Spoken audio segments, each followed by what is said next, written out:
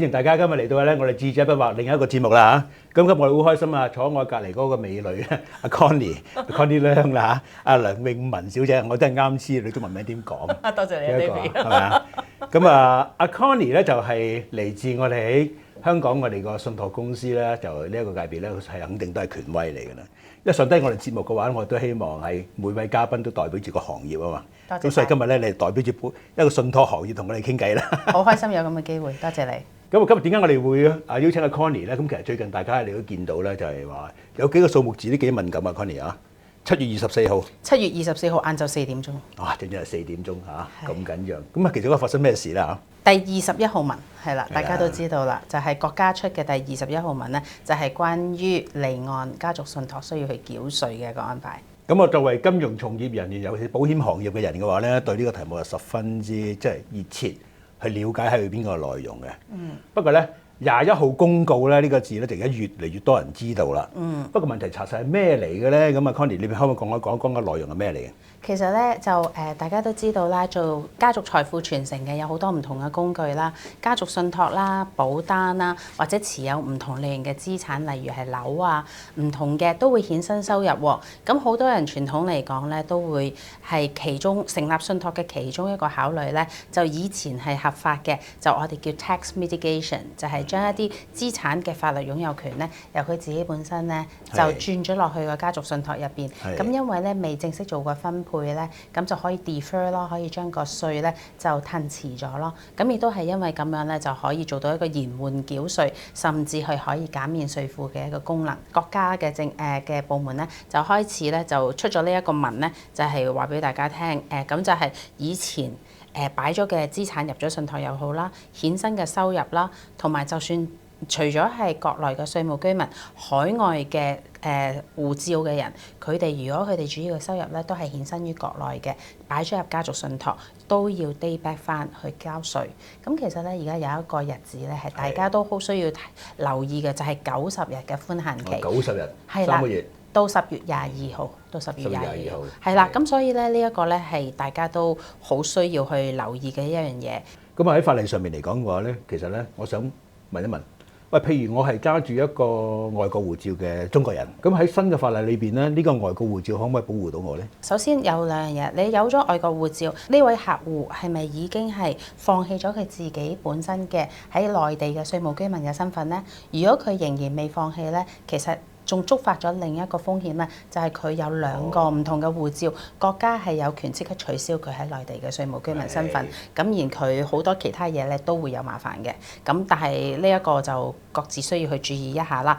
但係如果當佢攞外國護照已經係冇咗國內稅務居民身份嘅，但係佢自己嘅企業啦，又或者佢自己嘅其他一啲資產咧，係都係喺國內係衍生收入嘅，咁嗰一部分就算佢擺咗喺家族信託，都需要交內地嘅稅。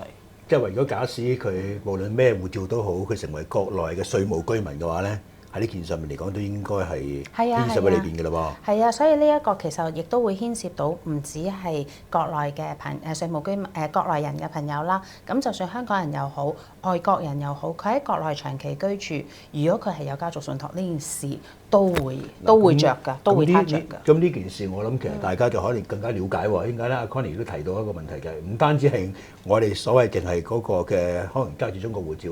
如果我作為一個香港人，我長時間喺國內居住，即係個長時間咧，超過半年係嘛？超過183日。183日係咪啊？又或者你嗰個嘅生活啊，你個工作都喺內地嘅話咧，咁你有機會就係跌咗落呢個稅網㗎啦喎。冇錯。嚟緊嗰邊嗰個嘅個法例上面嚟講嘅話咧，咁其實佢主要有啲咩特別留意嗱？我好記得有一樣嘢係咩咧？就係成日喺度睇嗱，未來咧有3次徵稅嘅可能㗎喎咁樣。咁其實咩叫3次徵稅咧？我哋香港人都咁樣打稅好簡單嘅，係咪？咁到年底嘅時間咪報稅咯，報完稅之後，政府話我要交幾多稅，我咪交咯，係咪？咁何來會有3次打稅嘅機會嘅咧？就係如果佢係外國嘅外國嘅稅務居民，亦都係國內嘅稅務居民，咁佢海外嘅收入需要去繳外國嘅稅，咁呢個係第一浸啦。第二浸就係佢如果係國內亦都有衍生收入嘅，佢國內需要去徵稅啦。咁如果話佢係有2重身份，咁而 being regarded 即係被係當係一個國內嘅稅務居民的話咧，嗯咁、其實第三重徵稅可能就係根據佢海外嘅收入喺海外交完稅之後，中間個差價係需要喺國內再繳稅係咪。啊？即係總之佢一開始嘅時間就要一次，中間喺個信託裏邊又要交一次。佢個人一定要交㗎啦，咁呢個係冇問題啦。咁但係佢個人應該冇交過信託入邊嘅資產嘅稅㗎嘛，咁嗰個又要交啦。咁但係頭先我講嗰個咧，就係根據佢唔同嘅稅務居民身份去規劃，咁就同信託冇關嘅。咁我知道咧嗰個嘅新嘅條例裏邊咧，咁啊有個時間性嘅喎。佢就話俾你聽咧，2023咧年開始啦，到而家啦嚇，或者咁咧，其實咧我哋就會有一個所謂我叫做存量嘅所謂嗰個信託嚇嘅資產喺裏邊啦。係。咁佢有90日個窗口期。嗱咁啊，Connie啊，咁我又做個假設咯喎。係。咁咧，我就正就係你就係啱所講嘅中國稅務居民啦。係。 OK。係咁同一時間咧，我就喺你貴寶號嗰度咧，就開咗一個嘅信號戶口。咁我就存咗一啲資產喺你個信託嘅戶口裏邊。根據呢個新嘅規矩，係嘛？咁你有咩建議俾我？係咪應該馬上取消咧？嗱，馬上取消絕對唔係一個啱嘅方法嚟嘅，因為可能你仲要俾更加多嘅稅。咪就千祈唔好唔太衝動。以不變應萬變，係但係 OK 根據現行嘅情況咧，你需要去做翻一個 review 啦。係咁首先而家我聽到咧，應該你有幾樣嘢需要去考慮，就係例如你買股票，由你自己開始個人身份嗰陣時去買呢個股票，然後到你喺2023年擺入去嘅時候，中間係咪有升值？咁你擺入去嗰一刻，嗰度要 day back 翻，嗰度賺咗幾多，嗰度要交稅。呢個係第一。第二咧就係個信託成立咗之後，你啲資產擺咗入去啦。咁你2023年到而家2026年中間嘅增值，咁嗰度需要去交稅。係啦，咁如果話你係要係即刻想取消個信託，首先要俾 fee 啦，要俾費用啦。第二咧，甚至咧係嗰啲變翻做你個人嗰陣時咧，亦都有機會會衍生一啲其他嘢。所以我哋咧就唔建議我哋嘅客戶咧就去取消佢哋個信託。喂，如果假使我去其他地方，例如咩以前好中意咩開曼群島啊、BVI 啊、處女島啊，咁呢一類嘅信託係咪喺今次嘅條例上面嚟講都係同等待遇咧？因為有分別嘅。同等待遇冇分別，所有離岸嘅信託都係同等待遇嘅。但係我又要講翻唔同國家嘅信託法咧，其實可能佢哋本地咧，其實以前已經要俾稅。係。咁而家因為咧國內都要俾咧，可能要再搞多轉。